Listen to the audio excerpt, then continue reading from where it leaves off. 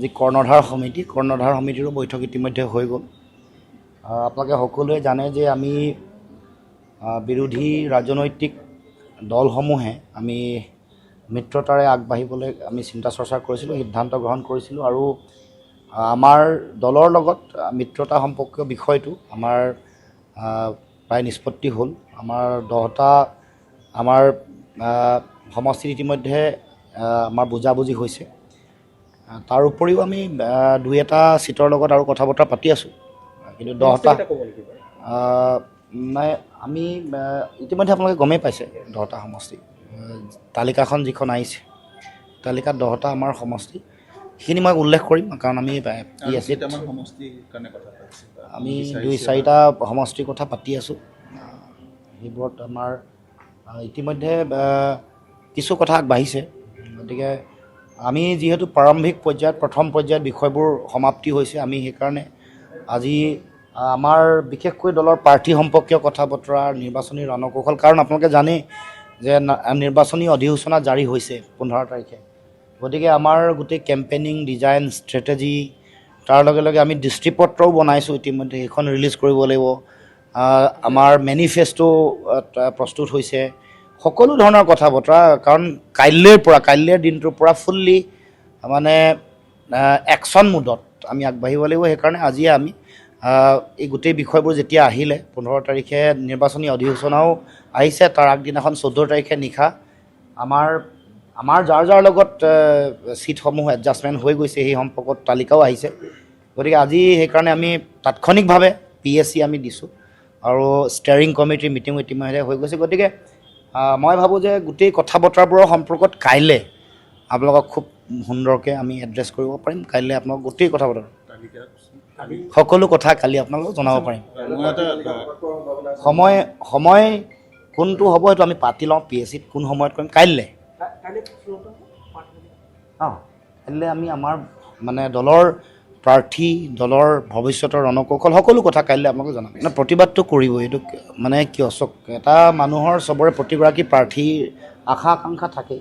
গতিকে বিচাৰিব, কোনোবাই দুখ প্ৰকাশ কৰিব, কিন্তু কথাটো হ'ল যে যেতিয়াই মিত্ৰতাৰে যুঁজিব লাগিব তেতিয়া ক'ৰবাততো এৰা ধৰা হ'বই লাগিব। এইটো এটা বাস্তৱিক এখন ছবি নহয় জানো? মিত্ৰতা কেনেকৈ হ'ব? এটাও ছিট নেৰাকৈ ক'ৰবাত মিত্ৰতা হয় নেকি? গতিকে যিহেতু এৰা ধৰা হ'ব, তেতিয়া 2-এজন মানুহে দুখ পাব পাৰে, কিন্তু আমি সকলোৱে নিশ্চিতভাৱে আমাৰো দায়িত্ব থাকিব, আমি বুজাম। তেওঁলোকৰ দলৰ শীৰ্ষ নেতৃত্বও সেই সম্পৰ্কত বুজাবলৈ, কংগ্ৰেছ দলে নিশ্চয় তেওঁলোকৰ গোটেই বিষয়বোৰ পৰ্যালোচনা কৰিব। তেওঁলোকৰ শীৰ্ষ নেতৃবৰ্গ আছে, APCC আছে, AICCৰো তেওঁলোকৰ ইনচাৰ্জ আছে। সকলোৱে গোটেই কথা বতৰা বিষয়বোৰ চাই এই বিষয়বোৰ তেওঁলোকে ঠিক ঠাক কৰিবলৈ নিশ্চয় পদক্ষেপ গ্ৰহণ কৰিব, দৃঢ় পদক্ষেপ গ্ৰহণ কৰিব বুলি মই বিশ্বাস কৰোঁ। অখিল গগৈয়ে কৈছে যে আপুনি বিশ্বাসঘাতকতা কৰিছে, গতিকে আপোনাৰ বিৰুদ্ধে মানে প্ৰাৰ্থী দিব। নাই, এই কথাটো দিনৰ পৰা কথা পাতি আপোনাক কৈছে যে আপুনি বিশ্বাসঘাতকতা এইটো কি দৃষ্টিত কৈছে, কিয় কৈছে তেওঁহে জানিব। আমি কিন্তু আজিও কওঁ যে প্ৰতিটো দলৰ মিত্ৰতাৰ প্ৰয়োজনীয়তা আছে। সেইকাৰণে আমি আমাৰ যি মূল তালিকাৰ 2-4টা ছিট ৰাইজৰ দলক দিয়াৰ পাছত আমি এটাও মাত মতা নাই। আমাৰ তালিকাখনৰ একেবাৰে মূল ছিটসমূহৰ 2-3টা ছিট ৰাইজৰ দলক অৰ্পণ কৰাৰ পাছতো আমি মনে মনে আছোঁ। কেৱল মাত্ৰ মিত্ৰতা হ'ব লাগে, সকলো ঐক্যবদ্ধভাৱে খেলিব লাগে।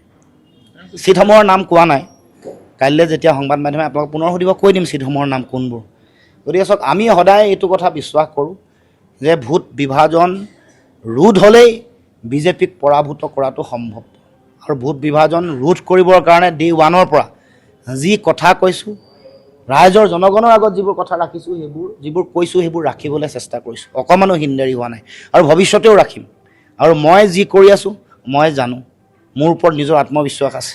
গতিকে মই জনগণৰ ভালৰ কাৰণে কৰি আছোঁ আৰু ভালৰ কাৰণে ভৱিষ্যতেও কৰি যাম। আমি ৰেছপনচিবল, গোটেই ৰাজনীতিত আমি মানে দায়বদ্ধ ৰাজনীতি কৰি আছোঁ জনগণৰ কাৰণে। ইয়াত আগৰ পৰাই কৈছোঁ, আমাৰ দলৰ, আমাৰ নেতৃত্ব, আমাৰ দলৰ যিটো দৃষ্টিভংগী, ইয়াত কোনো ধৰণৰ ইগ' পূৰণ কৰাৰ ইয়াত লক্ষ্য নাই, কাকো ক্ষতি কৰাৰ লক্ষ্য নাই। জনগণক সহযোগিতা কৰা, জনগণৰ আশা আকাংক্ষাক প্ৰতিফলিত কৰি সঠিক আৰু শুদ্ধ সিদ্ধান্ত, সময় উপযোগী সিদ্ধান্ত লোৱাৰ আমি দলে ইতিমধ্যে সিদ্ধান্ত গ্ৰহণ কৰিছোঁ। সেইকাৰণেও 1 ইঞ্চি বহা কেতিয়াও কথা কোৱা নাই। কোনো কাৰণতে বহা তোটা কথা কোৱা নাই। জনগণৰ গাঁৱে গাঁৱে ঘূৰি ফুৰিছোঁ, জনগণৰ হৃদয়ৰ আহ্বান বুজি পাইছোঁ, কাণেৰে শুনিছোঁ, আৰু সেইকাৰণে সেইধৰণে আমি কাম কৰিছোঁ। গতিকে আমি কেতিয়াও তেনেকুৱা ধৰণৰ কাম কাকো নকৰোঁ। কোনো আমাৰ মিত্ৰতাত থকা দলসমূহক হলঠেকত পেলাবলৈ কেতিয়াও কাম নকৰোঁ। দ্বিতীয়তে, কোনোবা মিত্ৰতাত নাথাকিলেও যাতে ইয়াৰ কাৰণে কোনো কাৰণত যাতে বিজেপিৰ সুযোগ নহয়, তেনেকুৱা কাম বিজেপিয়ে যাতে ইয়াৰ পৰা লাভান্বিত নহয়, সেই কাম কেতিয়াও নকৰোঁ। তেওঁলোকে লাভান্বিত হোৱা কোনো কামেই, বিজেপিয়ে লাভান্বিত হোৱা কোনো কামেই আমি অসম জাতীয় পৰিষদে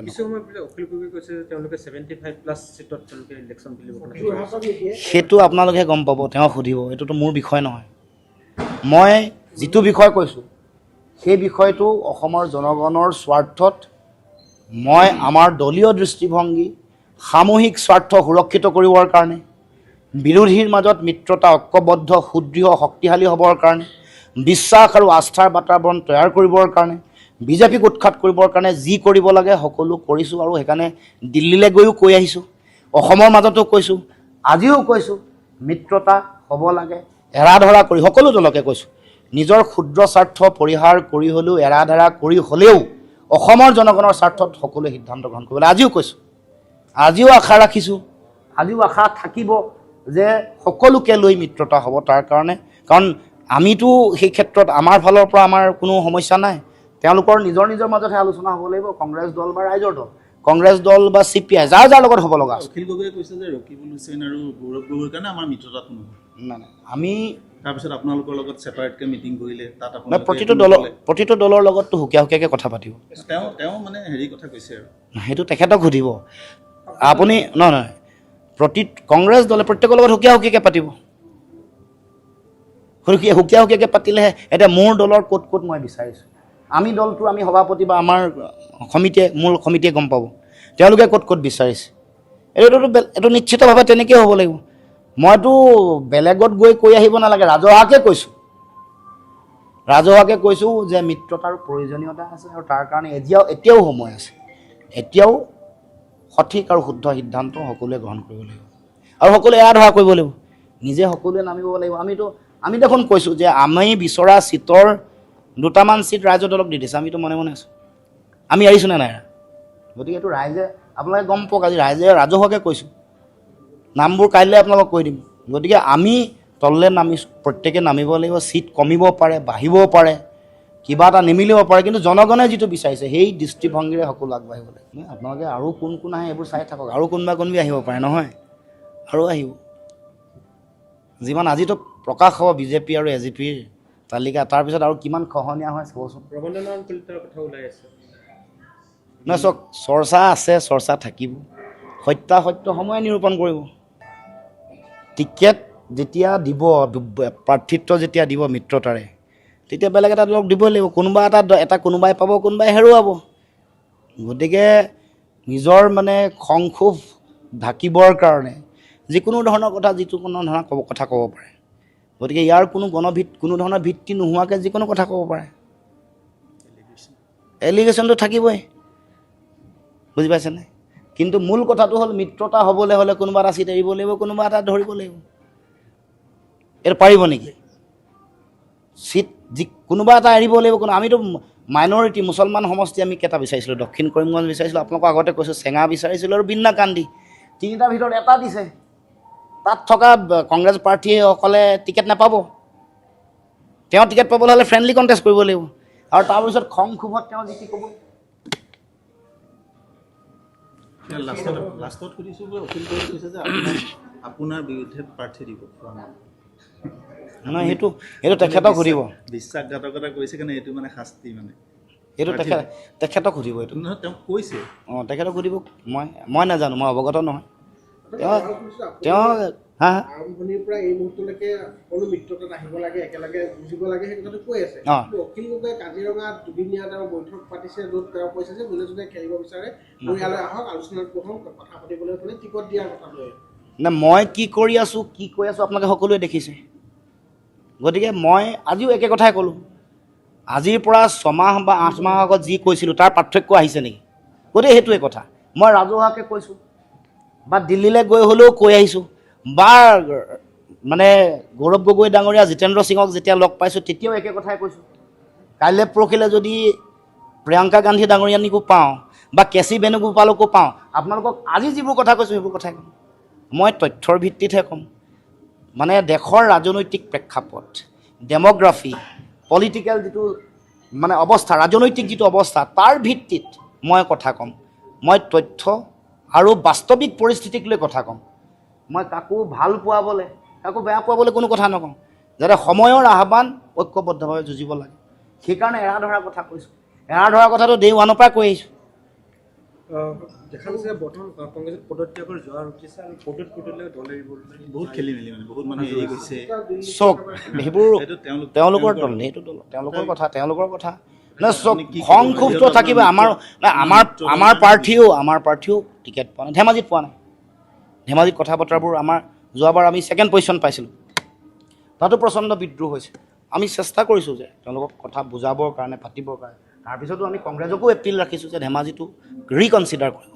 এইবোৰ কথাটো সেইটোতো আমি সেইবুলি আপোনাৰ সেই কথাটোক লৈ আমি বিদ্ৰোহ কৰিলে আমাৰ নেতৃত্বই এইটো কথা উচিত নহ'ব।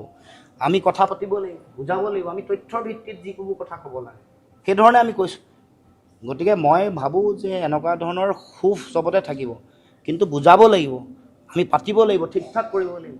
100% সন্তুষ্ট মিত্ৰতাত কেতিয়াও নহয়। অকলে যেতিয়া খেলিব নিজ ইচ্ছামতে দিব, নিজ ইচ্ছামতে দিলেও তাতো প্ৰাৰ্থিত্ব প্ৰত্যাশী কেইবাগৰাকীও থাকিব, 3 গৰাকী, 4 গৰাকী, 5 গৰাকী। এগৰাকীক দিব পাৰিব, 5 গৰাকী বেয়া পাব বা বিদ্ৰোহ হ'ব। কিন্তু তেওঁলোকক বুজোৱাৰ কথাটো হে মূল কথা। মই ভাবোঁ যে এইটোৱে মূল কথা।